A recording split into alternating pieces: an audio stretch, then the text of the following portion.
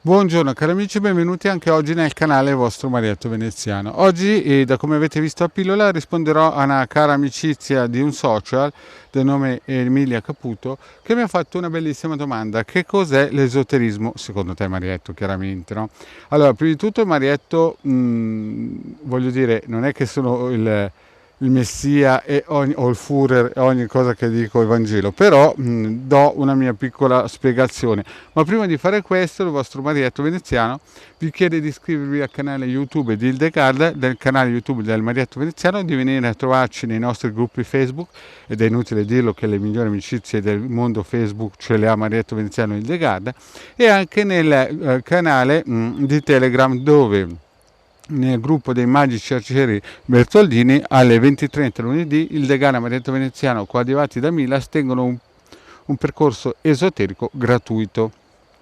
Bene, iniziamo un po' con raccontare alcune storie che sono successe al Marietto piccolino e poi tiriamo le somme su che cos'è secondo il Marietto l'esoterismo. Più o meno verso 10-11 anni ho avuto un attacco tremendo da delle persone molto ricche e potenti, insomma gente molto materialista, e una notte sono arrivati e mi hanno dato una pastiglia.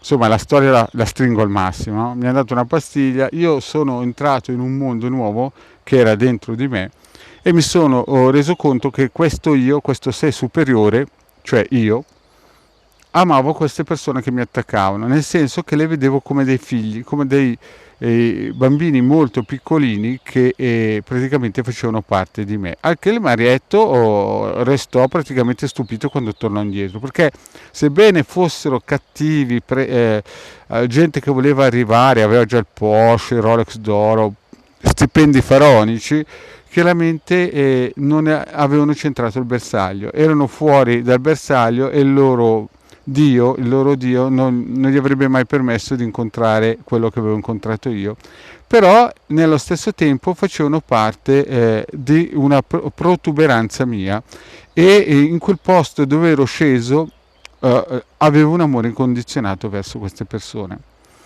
E quando sono tornato indietro, anche se ero più piccolino, avevo una grandissima compassione verso questi carnefici.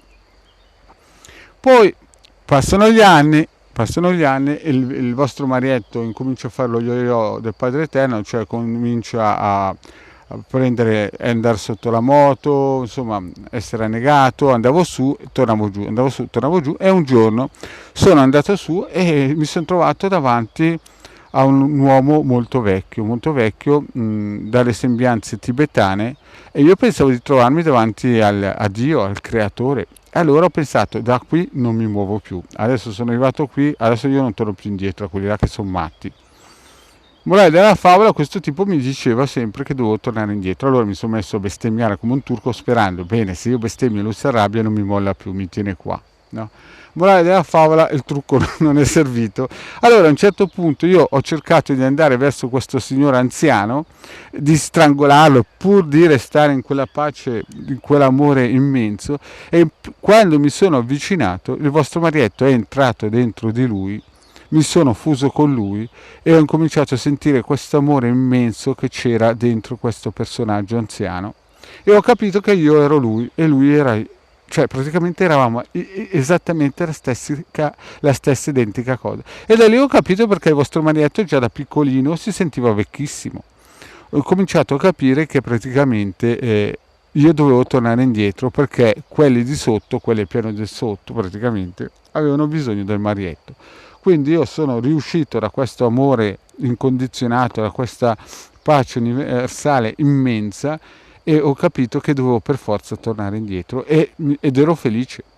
Quindi sono tornato al mio corpo e ho raccontato la cosa, ho raccontato, io adesso capisco perché mi sono sempre sentito vecchio e ho sempre detto che sono vecchietto, infatti lo dicevo anche quando avevo 20 anni che ero vecchietto.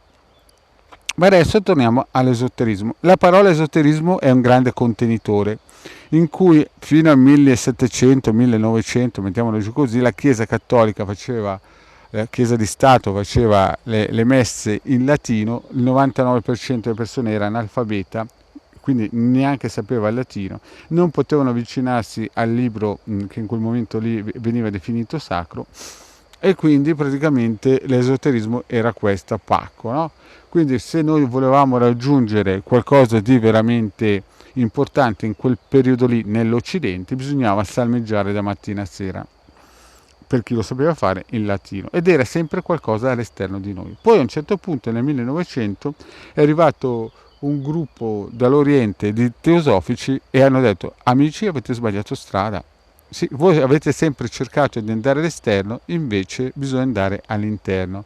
E si è incominciato a cercare l'io, il Dio, il creatore, la Keter all'interno. Allora bisogna fare una precisazione. I cabalisti questa cosa qua l'hanno sempre saputa e al loro interno, nei loro gruppi misterici, questa cosa qua è sempre stata predicata e insegnata. Chiaramente bisognava essere anime antiche perché le anime nuove non possono percepire certi messaggi. È come dare un filetto di una bracciola fiorentina a un bambino che è appena nato di 3 mesi senza denti. E quindi si fa a gradini. Quindi l'esoterismo, in poche parole, questo contenitore cos'è? L'esoterismo è una scala con tanti livelli in cui i vari gruppi misterici, ogni scalino, ogni gradino gli hanno dato un nome. Però è una scala che fino al 1900, sotto l'egidia di questa chiesa di Stato, portava all'esterno e si doveva salmeggiare, mendicare, ruffianare, leccare un Padre Eterno antropoformizzato, e poi per nostra grazia divina sia i cabalisti sia i teosofici hanno deciso di spiegarsi che questa scala bisognava rivolgerla all'interno e come Giacobbe incominciare a salire i gradini.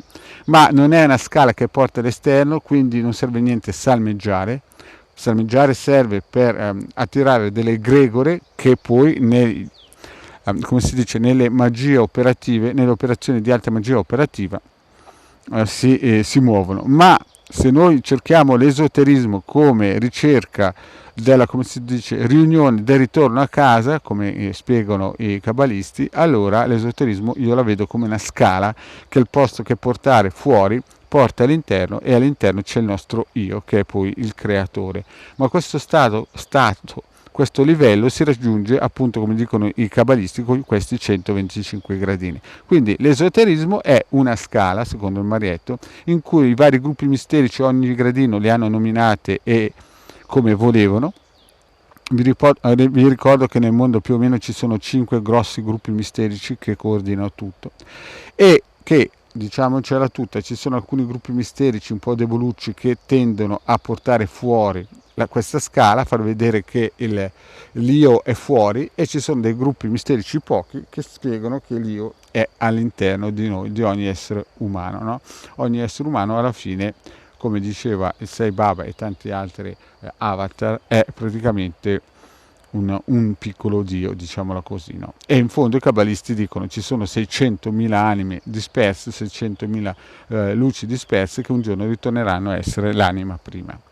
Quindi direi così, l'esoterismo è una grande scala che dal 1900 ha cominciato a portarci all'interno piuttosto che portarci all'esterno, e dentro questa parola sia gruppi misterici seri sia birichini hanno fatto di tutto e di più. Bene, spero di essere stato un pochettino chiaro e ringrazio ancora questa mia amicizia del social che mi ha fatto questa domanda. Grazie cari amici, e alla prossima, ciao!